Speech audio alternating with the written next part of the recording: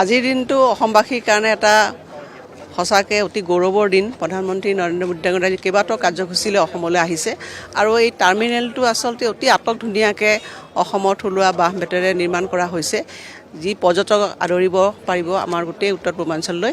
প্ৰধানমন্ত্ৰী নৰেন্দ্ৰ মোদী ডাঙৰীয়াক আদৰিবলৈ আপোনালোকে দেখিছে ৰাতিপুৱাৰ পৰা তেখেতে সভা 2টা বজাত আছে, কিন্তু এতিয়াৰ পৰা মানুহৰ লানি লাগিছে। গতিকে অসমবাসীয়ে এই যি নৰেন্দ্ৰ মোদী ডাঙৰীয়াৰ অসমৰ ৰাইজলৈ যিখিনি তেখেতৰ মৰম চেনেহ আশীৰ্বাদ, তাৰ প্ৰত্যুত্তৰত তেখেতক চাবলৈ আহিছে আৰু অতি সুন্দৰভাৱে এই টাৰ্মিনেলটো নিৰ্মাণ হৈছে।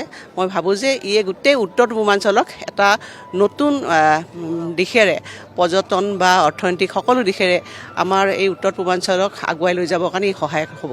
11 বছৰত 35 বাৰতকৈ অধিক সময় অসমলৈ, সেইটোতো সঁচাকৈ ডাঙৰ কথা যে আমি দেখিছোঁৱে যে প্ৰধানমন্ত্ৰী নৰেন্দ্ৰ মোদী ডাঙৰীয়া আচলতে তেখেতে মানে কথাৰে নহয় কামেৰেও আমাক তেখেতৰ যিটো উত্তৰ পূৰ্বাঞ্চলৰ বা বিশেষকৈ অসমলৈ যিটো তেখেতৰ যিটো মৰম, সেইটো তেখেতে নিজে আহি দেখুৱাই গৈছে আৰু যিমানখিনি উপহাৰ দিছে ভাবিব নোৱাৰা। গতিকে প্ৰধানমন্ত্ৰী নৰেন্দ্ৰ মোদী ডাঙৰীয়াই মই ভাবোঁ যে তেখেতে এজন প্ৰধানমন্ত্ৰী যি স্বাধীনতাৰ আজি প্ৰায় 75 বছৰ পাৰ হৈ গ'ল, অসমক প্ৰকৃত মৰ্যাদা দিবলৈ তেখেতে আচলতে চেষ্টা কৰিছে।